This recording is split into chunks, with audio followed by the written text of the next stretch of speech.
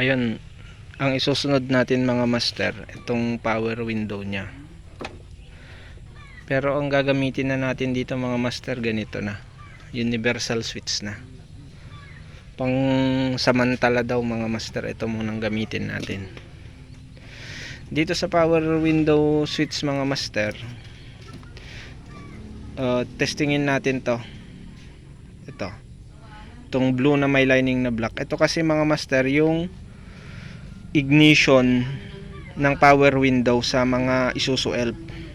Mga ganito, Isuzu Elf na Giga mga master. Pagka sa NKR, NPR, iba naman yung color code doon. Basta pag Giga mga master na Elf, ito blue na may lining na black.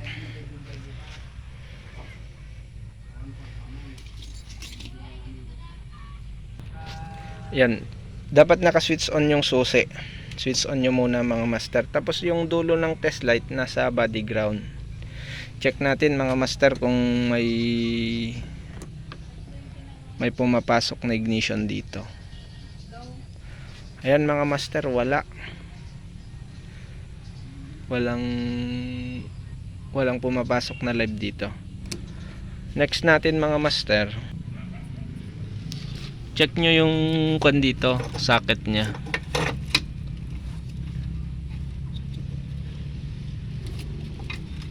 Kasi kung minsan dito sa socket nagkakaproblema. Test lightin natin yan. Ito kasi yung pure blue na may lining na black.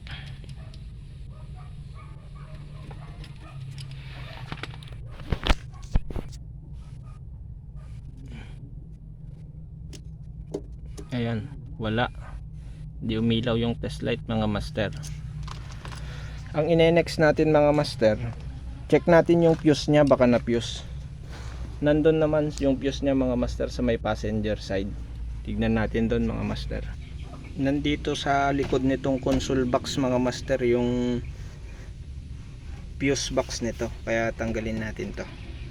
Baklasin ko lang mga master. Yan, nabaklas na natin mga master. Ito pala yung fuse ng power window mga master. Itong malaki na to. Para matesting natin yan, kailangan nating baklasin to. Doon tayo sa likod magte-testing yung wire nito sa likod. Sige, baklasin ko lang mga master. Ayan mga master, yung dulo nung kwan, nung fuse. Test light natin. Yan, meron. Ibig sabihin buo itong fuse nya. Dito sa Elf mga master, meron pa dito. May relay din dito. May relay ng power window dito. Tuklapin lang natin to mga master. Yan yung mga relay mga master. Ito.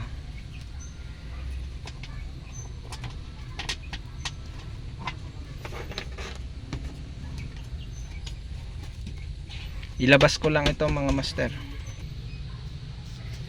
Yan, para malaman natin mga master kung alin dyan yung relay ng power window.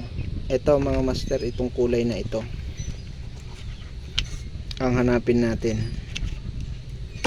Yan, black na may lining na blue.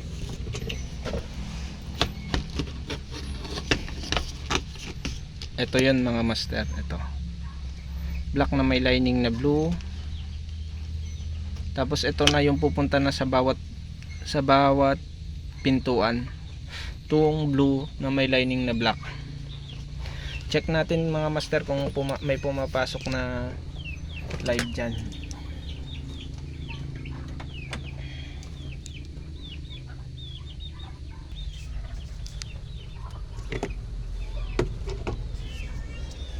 Check natin mga master kung may pumapasok na live.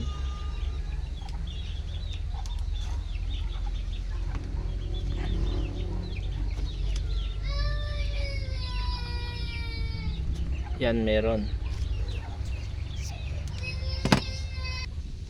Dapat may pumapasok din na ignition dito sa relay mga master. Yan, meron. Tapos dapat may ground to mga master, itong block meron. Ibig sabihin yung relay ang may problema. Ang gagawin natin mga master, parehas lang dito sa relay, dito sa kwan, dito pagpalitin muna natin. Pasensya na kayo mga master, wala tayong taga video.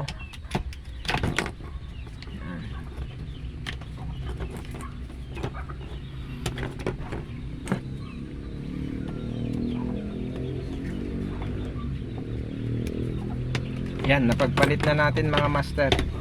Check na natin kung dapat magkakaroon na ng live to. Itong blue na may lining na black.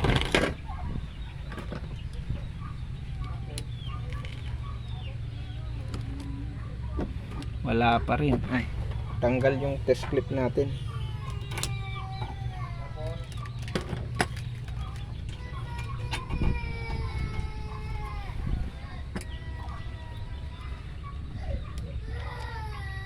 Yan, meron na mga master. Tignan natin sa pintuan mga master kung meron ng live doon. Body ground natin ulit tong dulo nya. Ito blue na may lining na black. Yan, meron na mga master. Ngayon pwede na tayong mag connection dito sa universal power window switch. Yung sa hindi pa nakakaalam mga master, ang connection ng universal switch, itong dalawang pinakagilid, ito pupunta ito sa motor. Itong gitna, yan, yung gitna na yan, yan, sa ignition dito sa blue na may lining na black. At itong dalawang ito sa ground to, dito sa black mga master. Sige, i-wirings ko lang mga master. Ayan, na-wirings na natin mga master. Ayan, itong gitna dito sa blue na may lining na black. Itong dalawang katabi sa gitna, ito dito sa black. Itong dalawang gilid, ito pupunta siya dito sa blue na may lining na white, tapos pure blue. Ito kasi yung mga master yung pupunta sa motor. Ayan, check natin mga master kung okay yung ginawa natin. Ayan. Bale, hindi ko pa maitaas masyado mga master kasi disalign itong salamin. Kaya iaayos ko muna yung salamin nya. Pero okay na mga master, oh. Gumagana na yung ginawa natin. Ipipix ko na lang to. Yun mga master, sana nagkaroon kayo ng idea about sa power window.